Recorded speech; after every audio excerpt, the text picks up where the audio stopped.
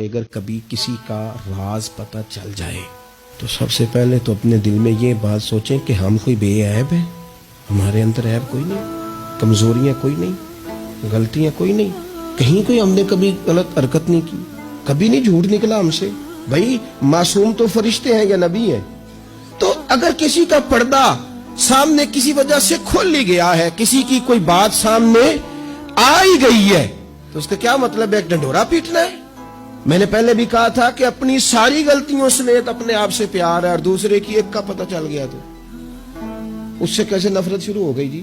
میرے نبی پاک علیہ السلام کا جو انداز ہے نا بات کرنے کا، وہ تو موہ لیتا ہے من کو۔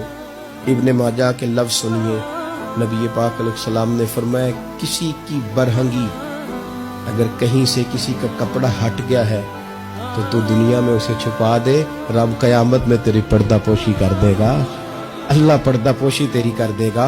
اور فرمایا یاد رکھ کسی کے پردے نہ کھولنا، ورنہ تو گھر کے اندر موجود ہوگا، اندر ہی گھر کے اندر بیٹھے بیٹھے رب تجھے رسوا کر دے گا۔